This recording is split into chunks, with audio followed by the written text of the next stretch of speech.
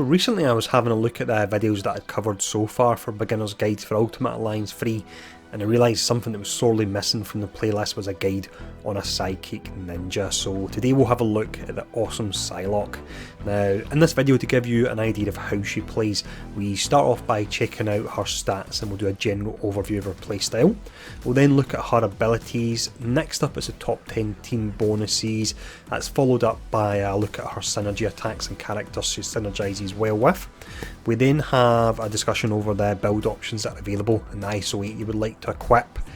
Then we can have a look at her alternative costume, and then finishing up we've got a quick summary of everything we've covered. So we'll jump in and we'll start off with the overview and the stats first.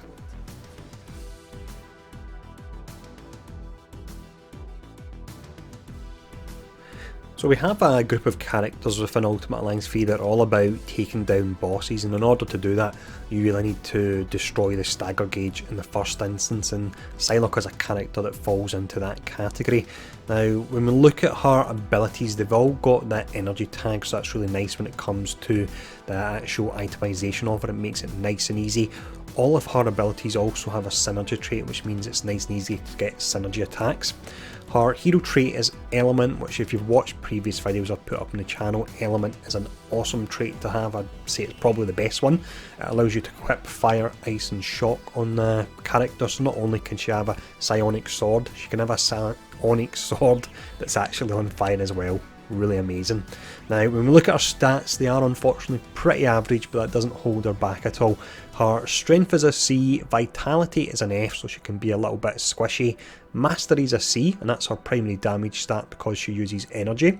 Resilience and durability are both down at a C, and then finally her energy is up at a B. So that's the overview and the stats. Let's now have a look at her abilities.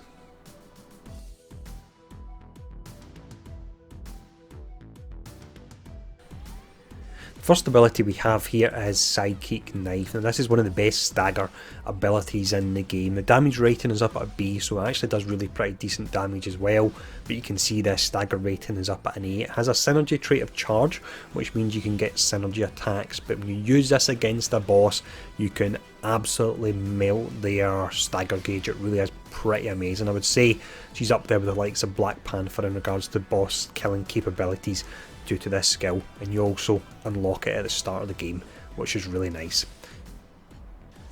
Next ability we look at is her primary damage ability. This is called Katana Slash. So what you'll do against an elite and a boss is you'll use Psychic Knife to launch towards them, destroy their stagger gauge. Once they're stunned or staggered, then you'll follow up with Katana Slash to do a ton of damage. Now if you actually tap the button to use this, you'll launch into the air and use the skill, and then you actually use one of your basic attacks to come back down, and then you can just simply repeat it again and just keep spamming that until they've broken out of the stun, and then go back to Psychic Knife to destroy this stagger gauge once again. The next ability we have here is Psionic Shuriken. Now this is on the weaker side when we look at the rest of her abilities, but it's one that can make her look pretty awesome. If you're about to be attacked by an enemy, you of course have the chance to roll out of the way of them, but what would be better than rolling out of the way than to jump backwards and throw a set of Psionic Shurikens at them. So this one looks cool. It's not the most practical skill, but it's one, as mentioned, it looks pretty nice to use.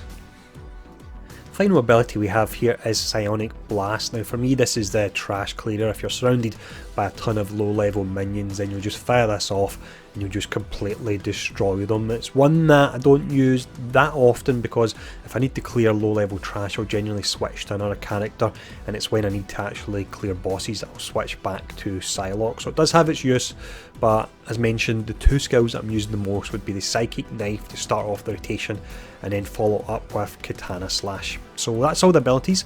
Let's have a look at the top 10 team bonuses.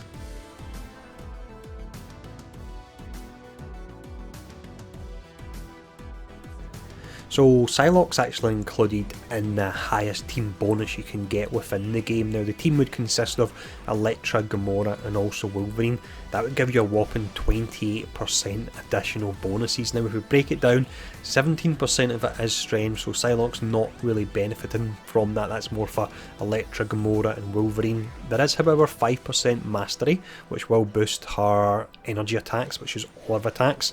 4% vitality, and then finally 2% energy. The bottom one we have on the list here still offers a pretty awesome 24%, so that would include Elektra, Storm and Wolverine, so that's a really nice team to run there. Now, as always, just very quickly, team bonuses here are nice, but they're not game changing, so ultimately run the team you want. If you want to run a full X-Men team, then go for it and do that, but if you want to make the most of the team bonuses, this is a setup you want to go by.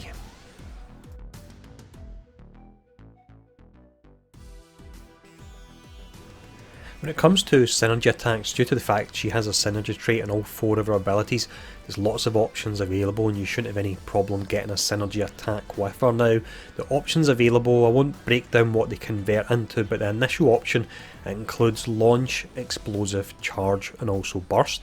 If you look at the characters that she synergizes the best with, so these are the ones she has the most synergy attack combinations and can be very good if you're doing an Infinity Trial that requires you to get a set amount of synergy attack damage, but it would be Star-Lord, Hawkeye, Crystal, Gamora and also Storm.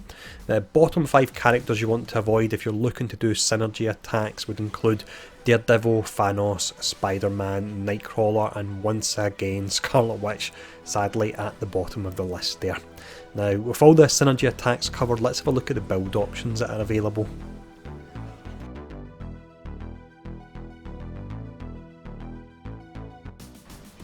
When it comes to build options for Psylocke, then the one I use is an elemental boss killer. So firstly, you want to add an ISO that will place ice, shock or fire onto all of her attacks. From there you would then start to place ISOs that can increase the damage of ice, fire or shock depending on which one you actually use, and they go all the way up to 24.9%.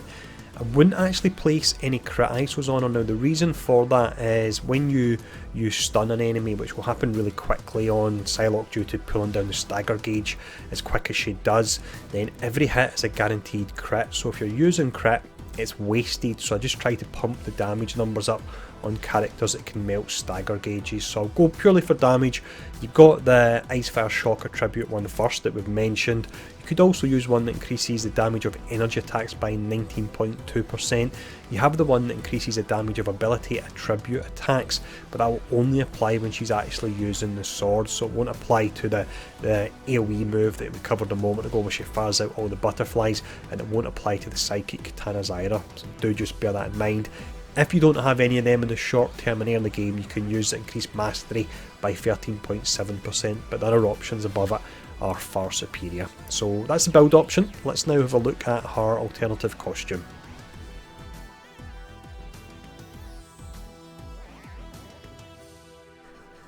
Alternative costume for Psylocke then will be unlocked as you're playing through the superior difficulty. Again, it's just a simple recolouring as are all the other alternative costumes, but the base costume in the first instance does look really pretty amazing. Now we'll finish up just with a quick summary of everything we've covered.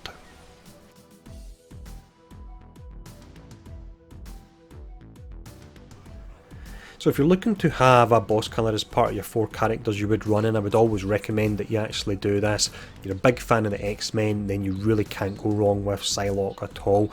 She is fun to play, like many of the characters I've covered in other guides have really nailed the feel of her. She feels really zippy as she's diving about, her abilities look great, and we've already mentioned her boss killing capabilities, but she really can absolutely shred them. Not quite up there with the likes of Black Panther, but still incredibly powerful.